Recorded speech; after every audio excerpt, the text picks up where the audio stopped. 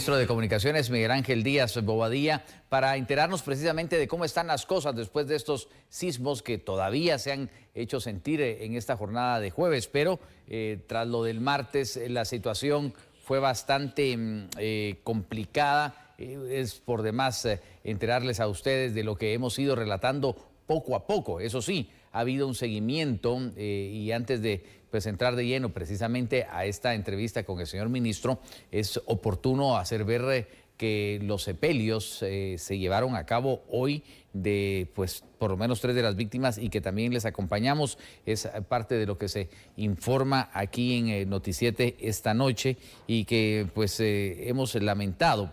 Pero aparte de estas vidas humanas que, como ya explicaba también la directora ejecutiva de Conred, Claudine Ogales, que suman 7, hay que evaluar la infraestructura y por eso, dejando esa parte humana de la cual hemos sido testigos, nos pasamos a la parte de infraestructura. Señor ministro, quiero darle la bienvenida y agradecerle también que venga de nuevo esta noche, hoy para hablar de ese tema en específico aquí en Noticiete. Muchas gracias, Luis, y buenas noches a toda la teleaudiencia de Televisiete. Estamos aquí atendiendo esa atenta invitación para dar información de los pasos que hemos dado tras estos sismos que nos han estado aquejando en los últimos días. Y sin lugar a dudas, señor ministro, se necesita una respuesta inmediata. ¿Cuáles fueron esas acciones y cómo paulatinamente han ido ustedes asistiendo a la población y a esta emergencia? Bueno, haciendo un poco de historia. Cuando se dio el primer sismo, yo me encontraba atendiendo una citación en el Congreso de la República. De inmediato alerté a mis directores, a mis viceministros, de que indagaran qué era lo que estaba sucediendo. Posteriormente me encontraba en Palacio Nacional atendiendo un requerimiento del señor presidente y desde ahí alerté a todos mis viceministros para que se pusieran en contacto y que verificaran en qué lugares habían emergencias, contingencias, y tuvimos información de parte de INSIBUME y de la directora de Conred. De inmediato se movilizaron ingenieros de las zonas viales a detectar cuáles habían sido y nos dimos cuenta de que había afecciones en Santa María de Jesús y en áreas aledañas, asimismo en Escuintla y en los sectores de la ladera del departamento de Guatemala. Señor ministro, evidentemente Santa María de Jesús, el área de Zacatepeques, fue la más afectada, pero en su resumen y recuento de los daños, ¿cuáles son estos puntos críticos? Bueno, tenemos puntos críticos en 2 vertientes que posibilitan que se pueda llegar a Santa María de Jesús. Una es la carretera que de Bárcenas conduce a Santa Lucía, Milpas Altas. Ahí se nos presentó un primer derrumbe, el cual al día de hoy lo estábamos trabajando. Luego tenemos que de Antigua Guatemala a Santa María de Jesús, también otro derrumbe nos tiene obstruido y no hay comunicación, pero es un derrumbe de grandes proporciones que incluso nos está obligando a cambiar la geometría de la carretera porque se vino todo el cerro y obstruyó la carretera, pero no solo eso, sino que también desgajó una buena parte de la carretera. Esto debido, primero, a la cantidad de lluvia que ha caído en los últimos días, y luego que el suelo es muy poroso, muy limoso, tiene mucho barro, entonces esa resequedad y la humedad hizo que se derrumbara eso. Entonces, en este momento, Santa María de Jesús está incomunicada por 2 lados. Del lado que conduce a Escuintla y del lado que de Antigua Guatemala conduce hacia esa población. Pero estamos haciendo los esfuerzos, es más, estamos buscando una vía alterna para poder abrir una brecha y poder llegar a Santa María de Jesús, que es vital porque necesita abastecerse de mercancías, alimentos, de agua, Y lo estamos haciendo en conjunción con ingenieros del Ejército de Guatemala. Sí, bueno, esta misma noche usted era testigo de nuestro inicio, en donde los problemas desafortunadamente se han ido registrando hoy con la delincuencia, pero ahí hubo pues personas fallecidas, ¿no? Así es. Doña Regina, que fue la señora que había ido por leña, luego padre e hijo. Padre e hijo que murieron. Originarios de San Juan Zacatepeques, ¿no? Y esto pues ha sido de una necesidad de llegar. En un primer momento se habló de dinamitar, por ejemplo, esa enorme roca que les había caído sobre el pick-up en el que transportaban su mercadería los fallecidos. Pero, ¿cómo han sido las labores de rescate y de descombro? Al principio sí estábamos conjuntamente con el Cuerpo de Ingenieros del Ejército de que había que demoler la roca. Pero el problema es que al utilizar explosivos de gran poder, la onda expansiva, por así decirlo, o la vibración de la explosión puede derrumbar más la montaña. Entonces se optó por utilizar cargas pequeñas de pólvora para ir reventando la roca, para posibilitar la extracción de los cadáveres de las dos personas que lamentablemente, y desde aquí presentamos nuestro sentido pésame, o sea, son pérdidas humanas. Y no se vale en este momento, Luis, no se vale, por Dios que no se vale hacernos los que no es con nosotros. Lamentamos nosotros la actitud de los maestros manifestantes y de los salubristas que hoy sin tener ninguna empatía se olvidaron de la tragedia que estamos viviendo. O sea, hace 50 años fue peor, pero esta vez también hay personas afectadas en Santa María de Jesús. Entonces no se vale hacernos, como decimos coloquialmente, hacernos los locos. Y es realmente pues, un gesto de solidaridad, pero también una necesidad de intercomunicación interinstitucional. Porque las labores de rescate empiezan, por ejemplo, con el niño que murió con su mascota, con su perrito, lo que decíamos de doña Regina. Ahí estaban ya los rescatistas, llegaron los bomberos de inmediato, pero vemos la presencia del Ejército y también, obviamente, de la CONRED. ¿Cómo fue esta coordinación interinstitucional? ¿Cómo funciona, señor ministro? El consejo de CONRED está integrado por instituciones públicas y privadas. Están bomberos municipales, bomberos voluntarios, está CACIF, está el Ministerio de Salud, está el Ministerio de Desarrollo, está el Ministerio de Comunicaciones, está el Ministerio de la Defensa. El Consejo de CONRED lo preside el Ministro de la Defensa. Sin embargo, el resto de entidades del Estado y de otras entidades públicas y privadas se tienen que sumar a ese esfuerzo. ¿Por qué? Porque este es un esfuerzo conjunto, es de trabajar en equipo, porque estas tragedias no avisan, estas tragedias se presentan en cualquier momento. O sea, no hay posibilidades de advertir cuándo va a ser un terremoto. O sea, hay alertas y las alertas están para que nosotros tomemos la precaución. Esto no es asustar a nadie, Luis. O sea, tenemos que estar preparados y ser precavidos y respetar las normas que se dictan en este momento. Es que no es posible que estemos viendo que se está derrumbando un cerro y querramos atravesar con motocicleta o querramos pasar. O sea, no podemos más que la naturaleza, Luis.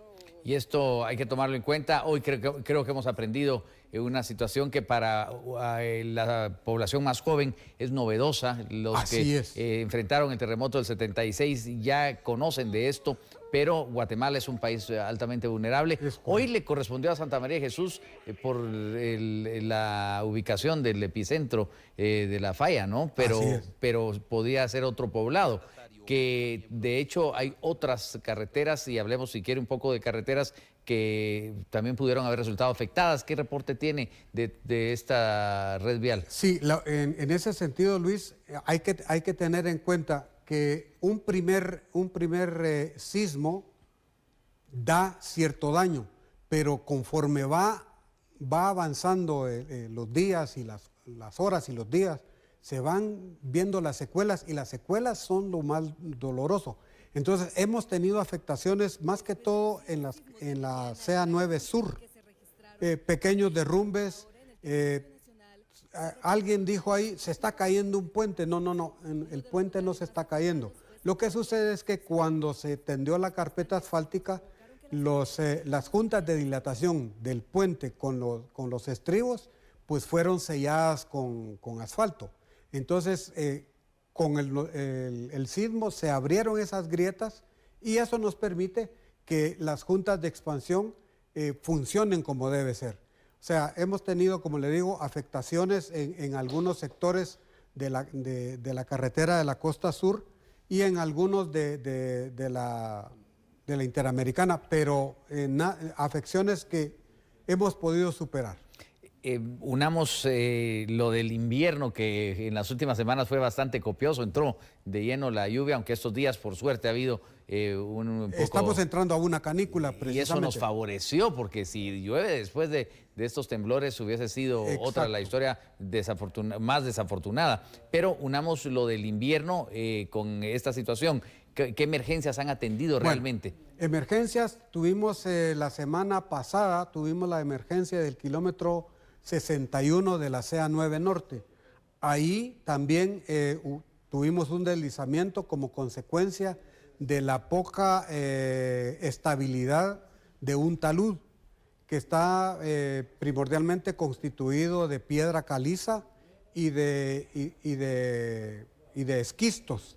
Entonces, como usted bien lo dijo, las lluvias que nos han permeado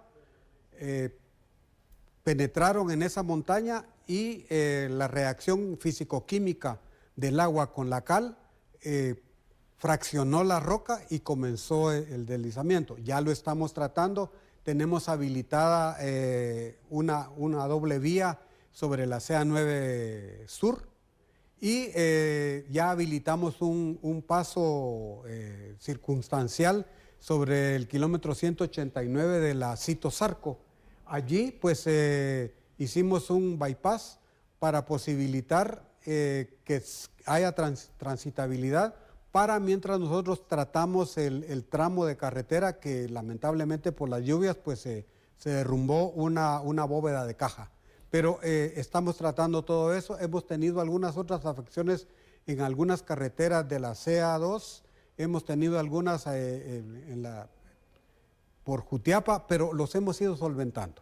Lo de la ruta Cito Zarco también fue un problema grave en las últimas semanas. ¿Cómo van con eso? Ya tenemos, como le decía, ya tenemos el bypass que nos permite conectar convenientemente Retaluleu con Quetzaltenango.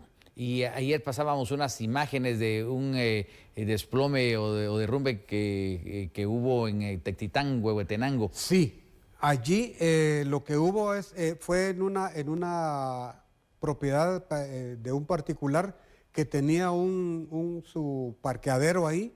Lamentablemente las lluvias que no cesan en esa parte debilitaron la consistencia del terreno y hubo un desprendimiento, lo cual provocó un deslave y bueno, no se lamentan pérdidas humanas, pero sí materiales.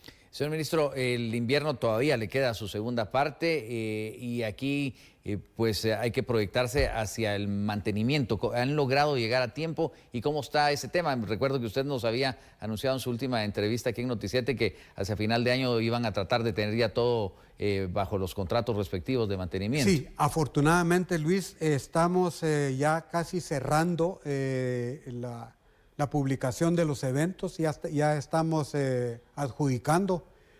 Hemos tenido algún tipo de problema porque hay algunos eventos que se han declarado desiertos, o sea, no hay empresas, las empresas no quieren ofertar, pero en este momento todas estas afectaciones que estamos teniendo en Santa María de Jesús, en las carreteras aledañas, están siendo cubiertas con los recursos que tenemos hasta el día de hoy y con los eventos que ya han sido adjudicados de mantenimiento. ¿Hay suficientes recursos para este tipo de emergencias? Sí, los tenemos, o sea, tenemos los eventos que ya fueron adjudicados y que nos dan la ventaja de que las empresas que tienen la responsabilidad de atender estos mantenimientos tienen un umbral de 10 meses para trabajar y tenemos los fondos suficientes para sufragar esos contratos que ya fueron adjudicados. Y obviamente, a pesar de la emergencia, todo el mundo estará pensando en esa carretera que utiliza todo el tiempo. ¿Cómo está la proyección del mantenimiento de la red vial para este año? Bueno, en este año, pues nosotros esperamos durante este periodo de canícula avanzar lo más que se pueda en el mantenimiento de lo que son bacheos, limpiezas, mantenimiento de las terracerías y lo que es obra civil, que es el mantenimiento de transversales, de cunetas y de algunos taludes. O sea, sí estamos preparados. Esperamos que lo que resta de la temporada lluviosa sea lo bastante benévola y que la podamos manejar de buena manera. Pero como la naturaleza es impredecible, nosotros tenemos que adecuarnos a la naturaleza y no la naturaleza a nosotros. ¿Algo que agregar a nuestra audiencia esta noche aquí en Noticias? Bueno, reiterarles a toda la teleaudiencia que nosotros estamos para servirlos, pero sí necesitamos la colaboración de todo el pueblo de Guatemala, obedeciendo y atendiendo las normas. Estamos para servirlos. Es reiterativo, la mochila de las 72 horas, pero más que las mochilas de las 72 horas es estar preparados al primer sismo fuerte, no perder la calma, buscar lugares en donde no seamos afectados, evitar donde haya cables de energía eléctrica, evitar ventanales, evitar paredes que no tienen ninguna consistencia y estar alertas ante todo a los avisos y a las alertas que se están dando a través de Conred y utilicen la aplicación de alerta de sismo que tiene Insibume. Eso sería, Luis, lo que podríamos decir y agradecerles a ustedes de antemano que nos apoyen diseminando la información para que podamos tener las menores afectaciones. Y vamos a estar en contacto definitivamente porque este tema de la infraestructura es prioridad, es la forma en que nos comunicamos en el país y que necesitamos que cada vez esté mejor. Así que gracias por comparecer y además por explicarnos cómo ha sido esta respuesta de estos días que prácticamente pues, han sido de total emergencia. Claro, y vamos a seguir trabajando para el pueblo de Guatemala. Gracias, ministro, muy amable. Muchas gracias, Luis. El ministro de Comunicaciones, Miguel Ángel Díaz, aquí en Noticiete, con esto que nos involucra a todos y que seguramente es parte de las preguntas que usted se hace en el diario Vivir. Continuamos.